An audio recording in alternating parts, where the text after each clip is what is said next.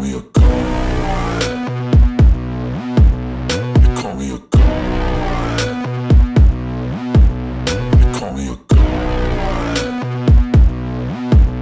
They call me a god. Let's go. I'm about to go off like a weapon. Fuel to the top, gotta feel the vengeance. In my thoughts. Welcome back, everybody. Hit that like, hit that subscribe, comment down below. Let's have a nice little discussion about football. You know, let me know what you guys think, what you guys want me to say, what you guys want me to make, or if you just have a disagreement with something that I'm saying. I understand that too. You know, we're all fans here. So, like I said, like it, subscribe, and comment down below. We're going to jump right into it. So free agency is coming up next Wednesday, and I'm very excited.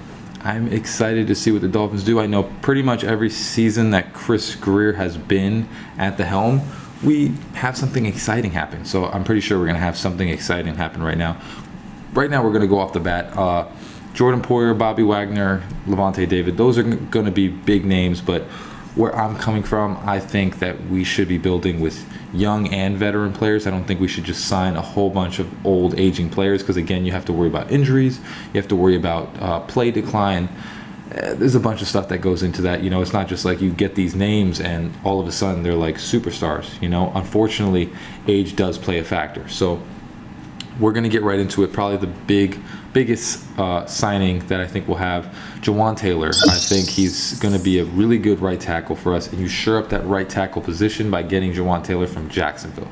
Now, the thing with Jawaan Taylor, he's going to be the splash. So he's probably going to cost around like $14 million per year. And like I said, this would be the guy. It's going to be 4 years, $55 million contract, maybe around more than that. But I think you really need to attack this free agency by the first thing that you need to get done is getting that right tackle, because Tua, since he's been in the league, has not had a good pass protecting tackle since ever. And it's the right side, it's his blind side. So people want to say that sometimes he looks hurried, sometimes. Well, yes, if your worst offensive lineman is on your blind side, you don't know how much time you have ever in the pocket. So I think with this free agency, you get a guy, Jawaan Taylor. He's 25 years old.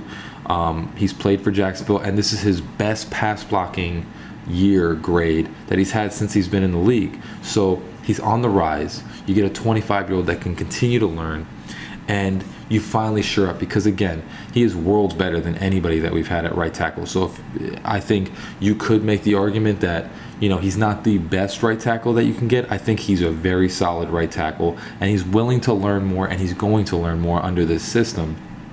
And you get that guy that can just come in and, you know, make your right tackle side solidified. And then whoever we have, they compete for left guard, you know, and you're in between two Pro Bowl caliber offensive linemen. So I think we're all right with just having that one guy as like the weak side. You know, you got to get that right tackle. Sure, you're facing the top edge rushers, you know, on that guy's blind side, and we don't have any protection for him. He has like 1 second to throw the ball sometimes when it comes to that side. Shell did pretty good, but you need to get that solid right tackle to go on that side to protect Tua. So like I said, get a 4-year, $56 million deal, and you finally give Tua a little bit of rest when it comes to worrying about his blind side. It's just something that we need to attack in this free agency. Get a right tackle, make that side secure. We're going to go middle linebacker, and I'm probably going to go somewhere that most people aren't going to go, but I want Devin Bush. You know, he's coming off of, he was a rookie sensation when he came into the league. You know, top 10 pick to the Pittsburgh Steelers, and kind of became the odd man out in this linebacker core. But if you look at his stats, he is not, it's not like he's doing bad. He's very good. It's just, you know, he's kind of like just the odd man out in this system. 1 tackles, 47 solo tackles, and 2 QB hits. So he's a pretty solid guy, and he is probably going to cost like $4 million a year. So you're probably going to sign him for maybe like 3 years, $12 million, you know, maybe 2 years, $8 million.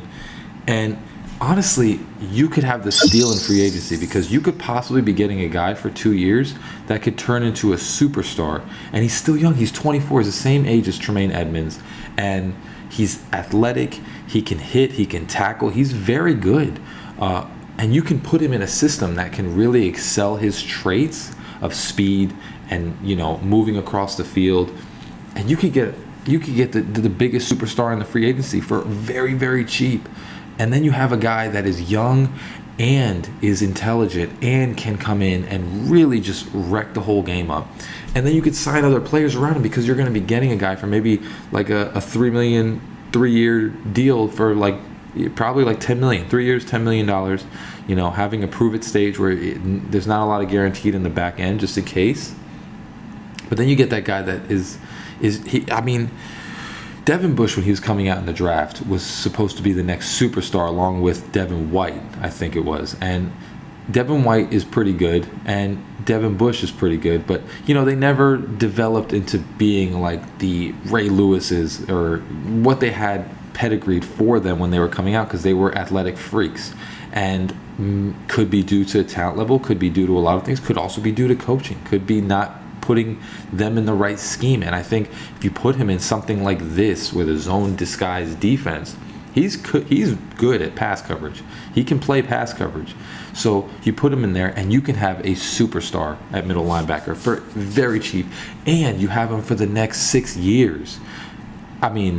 I think all the other players, they're aging. You have them for 1, maybe 2 years. And then you got to figure the situation out in the next year or so, depending on what happens with them. And age starts to pile up injuries. So Devin Bush, man, just get him, get that young linebacker, teach him how to be the best he could be, and you could get a stud. Next guy is going to be Von Bell.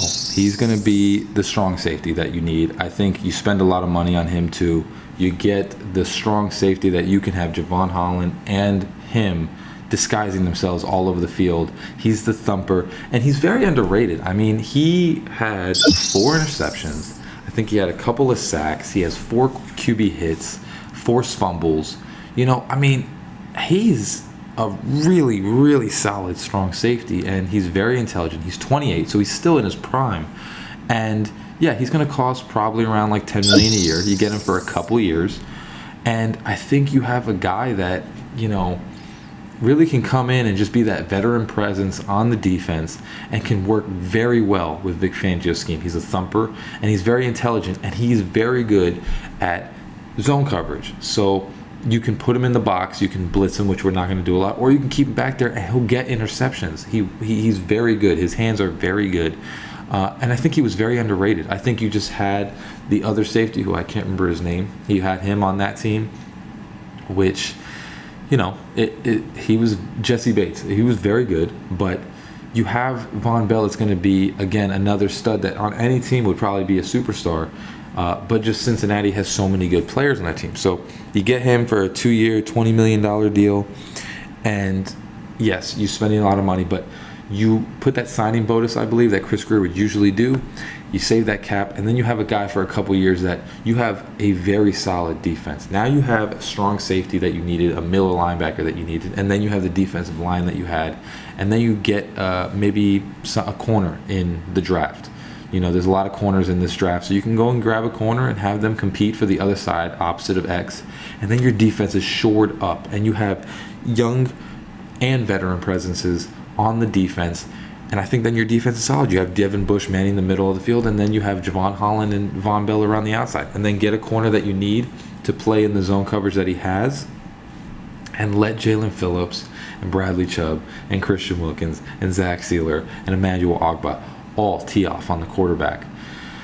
I think your defense is set at this point, and I think you're set for the next 5 years instead of just, right now, which is exciting. And you have all athletic freaks on your defense. This is just going to be a right tackle just in case we miss out, but I don't know if we'll get him. But Jermaine Illuminor, he's a very good pass blocking guy, and he's cheap too, so I don't know if you want to get depth behind him. I think he'll probably go to a team that pays him a lot for starting reps, but he's also another guy that can come in and be a really good right tackle.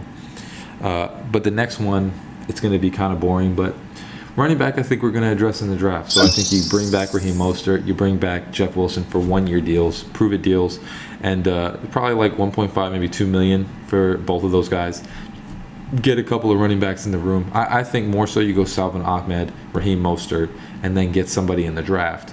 But we'll see what happens. I think you bring those guys back. I don't think you really need to spend a lot of money on aging running backs in free agency or trade for any of them because there's so many coming out. You can find one, or you can trade draft picks to move up and pick one that you like. I don't think you need to spend, $10 million on a running back that typically that doesn't really work out most of the time too. And then the last thing, we're just going to go back up quarterback. So I think Taylor Heineke, you sign him for a 1-year, 2.5, maybe $3 million deal. Get that guy that brings you that spark behind Tua. And you have a guy that that if Tua does go down, you can win with Taylor Heineke. I like Gardner Minshew too, but I don't know if you can win with him. I think maybe possibly could, but I think if you're really going for a good backup quarterback that can challenge Tua, that can learn with Tua, and honestly put himself in a position where maybe eventually he could, go somewhere else and start. You learn a different system, and if you get on the field, you bring that fire that we need. Like none of the other backup quarterbacks that we had this year or last year did. We never got that fire from any of these guys. I think with Taylor Heineke, you can definitely have that. So these are going to be the free agents that I discuss. After the free agency, I'm going to make another mock draft to just showcase what the Dolphins are going to be going for. I like a couple of players, so I'll keep that under wraps. But as always, hope you have a great rest of your day. Finz up. Peace.